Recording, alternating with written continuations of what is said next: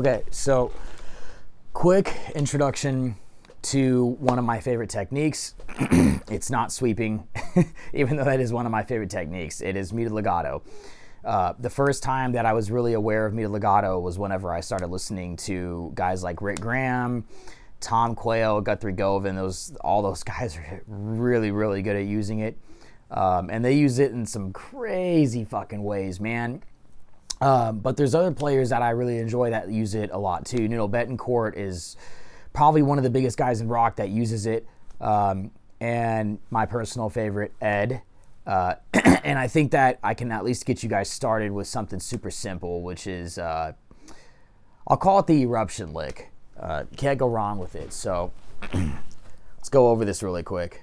This shouldn't take too long, honestly. This should be pretty quick. I think most of you guys will be able to do this. If not damn near every single one of you. And I think this is super cool and it's super fun. It's super good feeling to actually be able to get this sound out of your guitar. So the first thing you need to think about is your amp gain. You can't have too much gain on your amplifier, and your volume knob can't be all the way up if you're using a high gain amp, okay? So the relationship between your bridge pickup, because that's what you're going to be doing this on, and your volume knob, your volume level, and your amount of gain that your amp is providing is vital. I think that's honestly more important, or damn near more important, than the technique itself, because if you have too much gain, it's just going to sound muddy, man. It's not going to sound right. You don't need to have hipster level low gain, but I would rather have lower gain to try this than higher gain if somebody said which is the lesser of two evils. But I like high gain, so I'm gonna make sure that if I'm on a high gain amplifier, I'm not gonna have my volume knob all the way up. It's gonna be maybe anywhere from around 3 to 5 out of 10. So with that being said, this is the eruption lick. I think everybody knows it. I'm in E flat. I'm on the G string. And obviously it's not exactly how Eddie played it. I'm just sticking with it. But that's a really good place to start for muted legato for people who have never tried this. Is right in that spot, 4, 5, 7, and I'm the sequence I'm doing is just 7, 4, 5, 7, 5, 4, and then I just repeat that.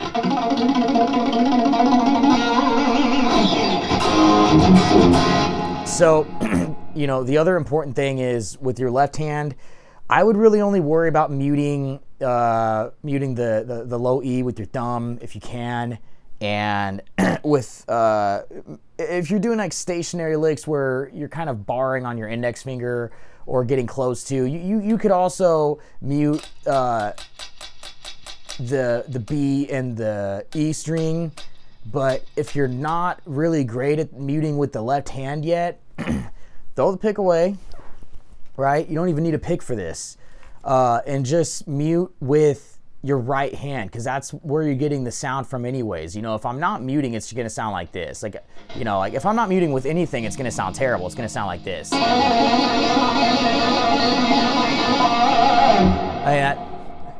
That's a bad example. I didn't sound okay. Anyways, it's gonna usually sound bad. That's really dangerous. You don't want to do that.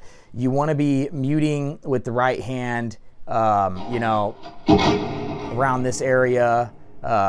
I'm gonna hold the B and the G string with any given finger that I want to, and the rest of the strings I'm just gonna make sure not to hit, because if you hit them, that's gonna happen. So just worry about the G string here, and just find that sweet spot. That's all you gotta do.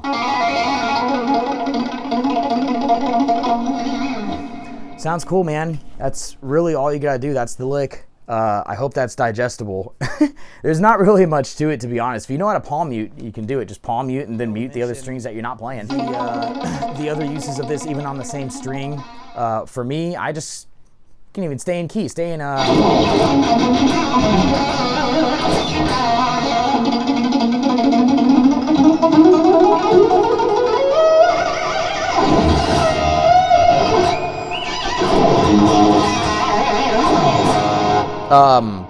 And think other examples of where Eddie used it was like right before the tapping section in Spanish Fly. Like,